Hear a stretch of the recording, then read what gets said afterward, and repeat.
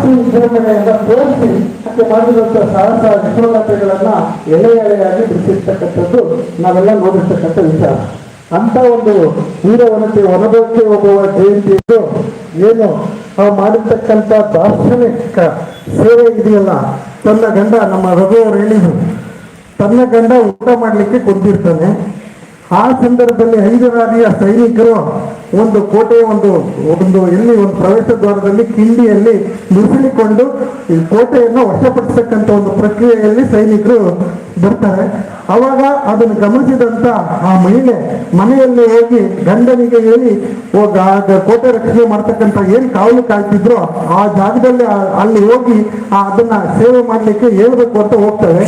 ಅಂತ ಒಂದು ಸಂದರ್ಭದಲ್ಲಿ ಅವರು ಊಟ ಮಾಡೋದನ್ನ ಯಾರೋ ಒಬ್ಬ ವ್ಯಕ್ತಿ ಊಟಕ್ಕೆ ಬಹಳಷ್ಟು ಮಹತ್ವವಿದೆ, ಆ ಊಟವನ್ನ ಮಾಡ್ತಕ್ಕಂಥ ಪ್ರಕ್ರಿಯೆ ನಿಲ್ಲಿಸಬಾರ್ದು ಅಂತ ತಾನೇ ಒಂದು ಮನೆಯಲ್ಲಿರ್ತಕ್ಕಂಥ ಒನಕೆಯನ್ನೇ ಕತ್ತಿ ಗುರಾಣಿ ತರ ಈಗೇನು ಬಂದೂಕು ವೆಪನ್ ಇಟ್ಕೊಂತಾರ ಆ ಒನಕೆಯನ್ನೇ ಹಿಡ್ಕೊಂಡು ಹೋಗಿ ಏನು 5 ರಾಜ್ಯ ಸೈನಿಕರು ಬಂದ್ರಲ್ಲ ಒಬ್ಬೊಬ್ಬರನ್ನೇ ಹೊಡೆದು ಸುಮಾರು 150-200 ಜನ ಸೈನಿಕರನ್ನ 5 ರಾಜ್ಯ ಸೈನಿಕರು ಸಾಯಿಸ್ತಾರೆ.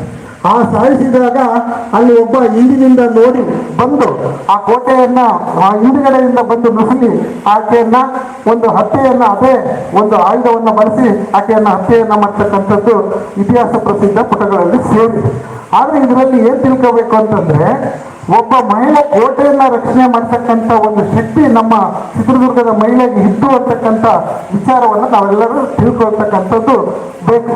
ಯಾಕೆಂತಂದ್ರೆ ಮಹಿಳೆಯಾಗಿ ನಾನು ಅಮಲೆ, ನನ್ನ ಕೈಲಿ ಏನೂ ಆಗೋದಿಲ್ಲ, ನಂದೇನು ಅಡುಗೆ ಮಾಡಿ ಅಂತ ಕೆಲಸ ನಾನ್ಯಾಕೆ ಮಾಡಬೇಕು ಅಂತಕ್ಕಂಥ ವಿಚಾರ ನಮ್ಮ ತಲೆಯಲ್ಲಿ ಬರಲಿಲ್ಲ.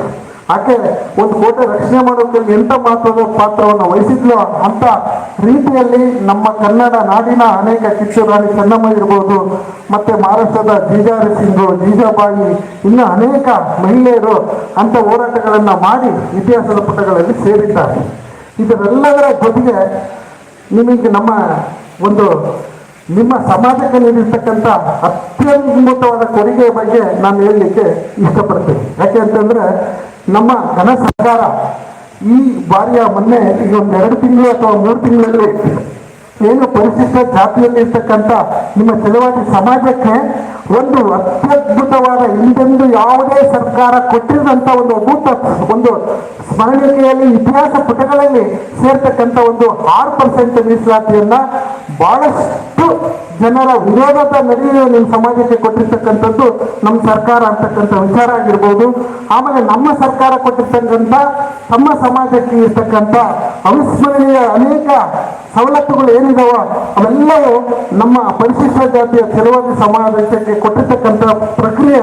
ಯಾಕಂದ್ರೆ ಇದು ತುಳಿತಕ್ಕೆ ಒಳಗಾಗಿರ್ತಕ್ಕಂಥ ಸಮಾಜ, ಈ ಸಮಾಜದಲ್ಲಿ ವಿದ್ಯಾಭ್ಯಾಸ ಮತ್ತೆ ಶೈಕ್ಷಣಿಕ ಮತ್ತು ಉದ್ಯೋಗಗಳಾಗಿರ್ಬೋದು, ಇನ್ನು ಎಲ್ಲ ಕ್ಷೇತ್ರಗಳಲ್ಲಿ ಮುಂದುವರಲಿಕ್ಕೆ ಒಂದು ಸಹಾಯಹಸ್ತಗಳನ್ನು ಕೊಟ್ಟಿರ್ತಕ್ಕಂಥ ನಮ್ಮ ಸರ್ಕಾರ ಕೊಟ್ಟಿದೆ ಅಂತೇಳಿ ನಾನು ಹೇಳಲಿಕ್ಕೆ ಇಷ್ಟಪಡ್ತೇನೆ. ಯಾಕೆಂತಂದ್ರೆ ನೀವು ಪ್ರತಿದಿನ ಪೇಪರಲ್ಲಿ ನೋಡಿರ್ಬೋದು, ಪ್ರತಿದಿನ ನಿಮ್ಮ ಸಮಾಜಕ್ಕೆ ಕೊಟ್ಟಿರ್ತಕ್ಕಂಥ ಮೀಸಲಾತಿಯನ್ನು ಪ್ರಶ್ನೆ ಮಾಡ್ತಕ್ಕಂಥ ಅನೇಕ ಸಮಾಜಗಳಿದ್ದಾವೆ.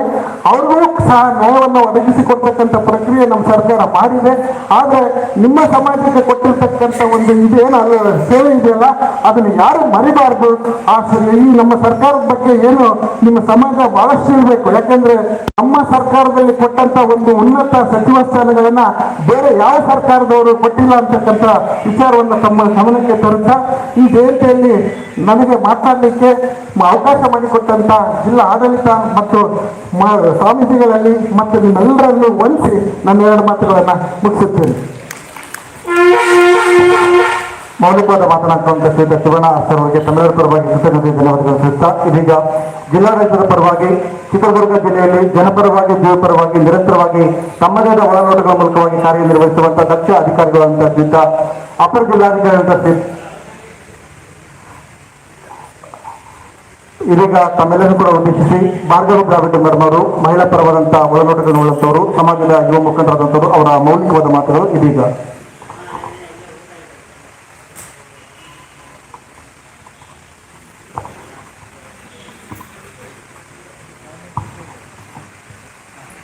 ಜಿಲ್ಲಾಡಳಿತ ಮತ್ತು ಜಿಲ್ಲಾ ಪಂಚಾಯತ್ ಕನ್ನಡ ಮತ್ತು ಸಂಸ್ಕೃತಿ ಇಲಾಖೆ ಹಾಗೂ ನಗರಸಭೆ ವತಿಯಿಂದ ಆಯೋಜನೆ ಮಾಡಿರುವಂತಹ 303ನೇ ವನಿಕೆ ಓಬವ್ವ ಜಯಂತಿ